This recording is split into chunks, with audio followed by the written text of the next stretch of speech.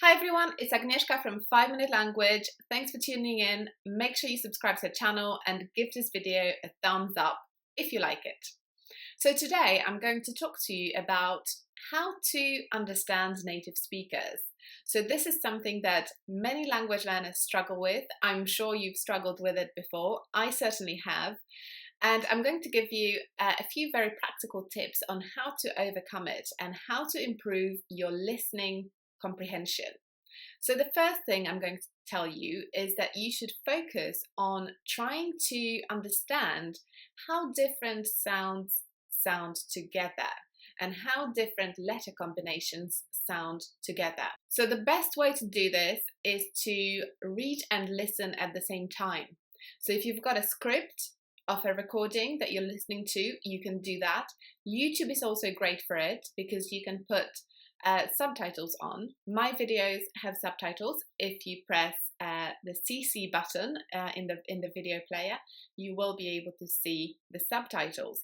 And listening whilst also looking at the words is a great way to understand how the different letters are pronounced together and how each word sounds and how it's written, because that helps you understand how these letter combinations sound in the language. The second tip is basically to understand how different words sound together when they're next to each other. So often words blend into one, and I'm sure you've had this situation before where you listen to somebody and you have no idea what they've just said because everything just sounds like one word. And I think in some languages it's more obvious than others. But in English, an example of this is the word, or the phrase rather, South America. I just thought about this one because it's a good example. When somebody says South America, they're not just saying one word. They're actually saying two words, but these words blend into one. And there is hardly a gap between South and America, South America. It's just one word. So being able to know when somebody is actually saying two words is very important. And again, it's useful to read transcripts when listening and also to watch videos with subtitles to familiarize yourself with those word combinations. The next tip is to familiarize yourself with filler words. And filler words are basically words that don't really mean anything. So in English, for example, it's the word like. A lot of people use it. It doesn't really add any meaning to the message that somebody is communicating.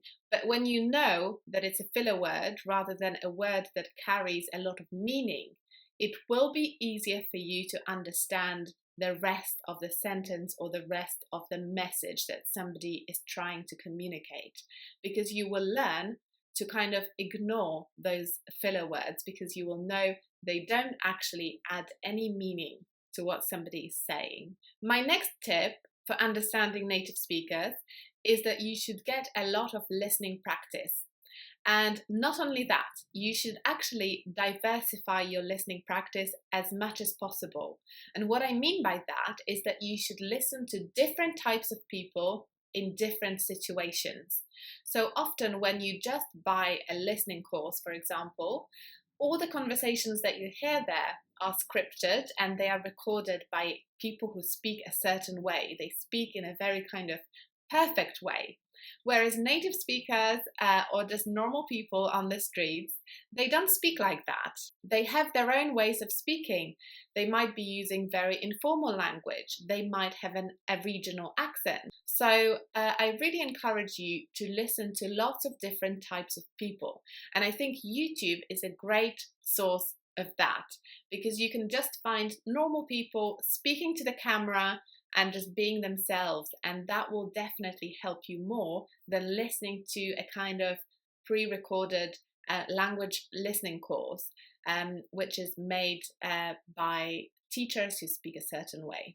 The next tip for understanding native speakers is to not translate in your head. So not translate what you can hear in your head. And I've made a separate video about that, which has been quite popular with you guys. So I'm going to link it up here or here. So make sure you watch it after this video.